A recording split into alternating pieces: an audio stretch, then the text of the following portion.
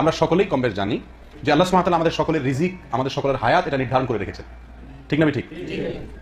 তো এই যে আল্লাহ সুবহানাহু ওয়া তাআলা আমাদের জন্য হায়াত নির্ধারণ করে রেখেছেন, রিজিক নির্ধারণ করে রেখেছেন, যেটুকু হায়াত যেটুকু রিজিক নির্ধারিত আছে তার চাইতে বেশি হায়াত বেশি রিজিক আমরা ভোগ করতে পারবো? আল্লাহ সুবহানাহু ওয়া তাআলা বলেছেন ওয়ালা ইউআখিরুল্লাহু নাফসান ইযা জাআ আজালুহা ওয়াল্লাহু খাবীরুম বিমা তা'মালুন। মানুষের যখন সময় এসে যাবে তখন এক বিন্দু পরিমাণ লেট করা হবে না, তখনই তার দুনিয়া থেকে চলে যেতে হবে। তাহলে বোঝা গেল আমাদের হায়াত এবং আমাদের জীবন এগুলো আল্লাহ সুবহানাহু ওয়া তাআলার পক্ষ থেকে কি হায়াত জীবন নির্ধারিত, রিজিকও আল্লাহ সুবহানাহু ওয়া তাআলার পক্ষ থেকে নির্ধারিত।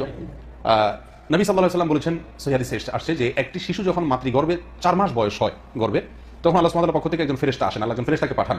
এই ফেরেশতা এসে ওই শিশুর মাঝে রূহ ফুৎকার দেয়। রূহ কি করে? ফুৎকার দিয়ে থাকেন। এবং এই শিশু দুনিয়াতে এসে কতদিন হায়াত পাবে, কবে সে দুনিয়া থেকে বিদায় হবে সেটা লিখে দেন। এবং আরো লিখে দেওয়া হয় যে এই শিশু পৃথিবীতে এসে কতটুকু পরিমাণ কি রিজিক ভোগ করবে, কি আমল করবে। তাহলে এই হাদিস থেকে বোঝা গেল আমাদের হায়াত, আমাদের রিজিক এগুলো সব আল্লাহর পক্ষ থেকে নির্ধারিত এবং চূড়ান্ত। ঠিক না ঠিক?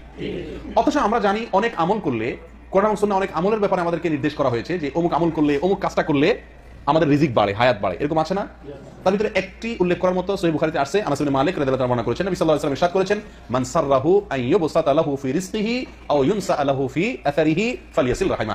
যদি কেউ চায় তার রিজিক বাড়ায় দেওয়া হোক, তার হায়াত বাড়ায় দেওয়া হোক, এটা যদি কেউ চায় আশা করে, তাহলে সে যেন তার আত্মীয় স্বজনের সাথে সুসম্পর্ক বজায় রাখে। আত্মীয় স্বজনের সাথে সুসম্পর্ক বজায় রাখলে কি হবে? রিজিক বাড়বে, হায়াত বাড়বে। তাহলে একটু আগেই আমরা শুনলাম যে কোরআন এবং সুন্নায় আল্লাহ সুবহানাহু ওয়া তাআলা আমাদের রিজিক এবং হায়াত এগুলোর ব্যাপারে এগুলোর পরিমাণ আল্লাহ তাআলা চূড়ান্ত করে রেখেছেন। তাকদীরের উপর আমাদের বিশ্বাস আছে না? ঈমানের গুরুত্বপূর্ণ একটি পয়েন্ট হলো তাকদীরের উপরে বিশ্বাস করা। আর তাকদীরের উপরে বিশ্বাস করার মানে হলো আমাদের হায়াত এবং রিজিক আল্লাহ সুবহানাহু ওয়া তাআলা নির্ধারণ করে রেখেছেন, তার ব্যতিক্রম হবে না, এই না? অথচ বুখারীর হাদিস থেকে বোঝা যাচ্ছে যে আত্মীয় স্বজনের সাথে সুসম্পর্ক বজায় রাখলে হায়াত বাড়বে, রিজিক বাড়বে। তো আল্লাহ যদি এটা নির্ধারণ করেই রাখেন, আবার আমল করলে বাড়বে কিভাবে? প্রশ্নটাকে বুঝতে পেরেছেন আপনারা? এই প্রশ্নের উত্তর কি? এই প্রশ্নের উত্তরে একটি হাদিস এবং আল্লামা ইবনে তাইমিয়া রাহিমাহুল্লাহর একটি বক্তব্য উল্লেখ করতে চাই। তিরমিজিতে এক হাদিসে আসছে, নবী সাল্লাল্লাহু আলাইহি ওয়াসাল্লাম বলেছেন যে এক সাহাবী নবী সাল্লাল্লাহু আলাইহি ওয়াসাল্লামকে জিজ্ঞেস করছেন, ইয়া রাসূলুল্লাহ, আমরা অনেক সময় বৈধ ঝাড়ফুঁক নেই, অসুস্থ হলে, অসুবিধা হলে, ঔষধ খাই চিকিৎসা হিসাবে, সতর্কতামূলক ব্যবস্থা গ্রহণ করি সতর্কতার জন্য। তো এই যে আমরা উপায়গুলো অবলম্বন করি, আল্লাহ আমাদের জন্য যা নির্ধারণ করে রেখেছেন, এই উপায়গুলো অবলম্বন করলে কি আল্লাহর নির্দেশ, আল্লাহর নির্ধারণ, আল্লাহর ফয়সালা, আল্লাহর তাকদীরের কোনো হেরফের হয় কিনা? যদি হেরফের না হয় তাহলে এগুলো উপায় অবলম্বন করে লাভ কি? আর যদি হেরফের হয়ে যায় তাহলে আল্লাহর তাকদীর যে পরিবর্তনযোগ্য না, সেটা কিভাবে হলো? কথা বুঝতে পারছি? তখন নবী সাল্লাল্লাহু আলাইহি ওয়াসাল্লাম ওই সাহাবীকে বলেছেন, হিয়া মিন কাদারিল্লাহ।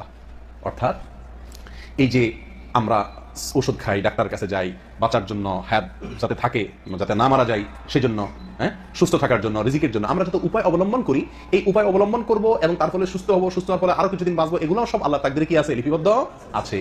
তাহলে এই হাদিস থেকে বোঝা গেল আমরা দুনিয়াতে বেশি দিন বেঁচে থাকার জন্য, হায়াত বৃদ্ধি করার জন্য, রিজিক বৃদ্ধি করার জন্য যত আমল করি, যত কাজ করি, যত সতর্কতামূলক ব্যবস্থা গ্রহণ করি, এইগুলো করার পরে টোটাল কতদিন আমার হায়াত হবে, টোটাল কতটুকু আমার রিজিক হবে, তার সবগুলোর চূড়ান্ত আল্লাহ সুবহানাহু ওয়া তাআলার কাছে ঠিকই আছে। কথা বুঝতে পারছি? এই বিষয়টি আরো পরিষ্কার হয়ে যাবে মুজমাউল ফতওয়াতে আল্লামা ইবনে তাইমিয়া রাহিমাহুল্লাহর একটি কথা থেকে। তিনি বলেছেন যে আল্লাহ সুবহানাহু ওয়া তাআলা নির্দেশ করেন ফেরেশতাকে যে অমুকের রিজিক লেখো, তুমি অমুকের হায়াত লেখো। তখন ফেরেশতা লেখেন যে অমুকের জন্য এত বছর, এত দিন, এত মাস, এত ঘন্টা, এত সেকেন্ড বরাদ্দ। এটা হলো তার হায়াত। কাকে নির্দেশ করেন আল্লাহ তাআলা? ফেরেশতাকে। তো ফেরেশতা ওটা লেখেন। এরপর আল্লাহ সুবহানাহু ওয়া তাআলা তাকে নির্দেশ করেন আরো, যে তুমি আরো লেখো। কি লেখো? যে এই বান্দা যদি সে এই কাজটা করে তাহলে তার হায়াত বৃদ্ধি পাবে, এটা করলে এই পরিমাণ বৃদ্ধি পাবে। এটা হলো শর্ত সাপেক্ষে এক্সটেনশন হায়াত এবং রিজিকের মধ্যে। কথা বুঝতে পারছি? তখন ফেরেশতা ওইটাও লেখেন। ফেরেশতা জানেন এটা লেখার পরে যে এই লোকটার নিশ্চিত এবং চূড়ান্ত রিজিক বা হায়াত কত দিনের, তার পরিমাণ কি, এটা ফেরেশতা জানেন।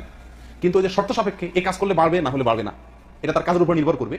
এখন সে করে বাড়াতে পারবে নাকি পারবে না, তার হায়াত টোটাল কোথায় গিয়ে দাঁড়াবে, রিজিকের ফিগার লাস্ট কোথায় গিয়ে দাঁড়াবে, এটা ওই ফেরেশতা জানেন না, আমরাও জানি না।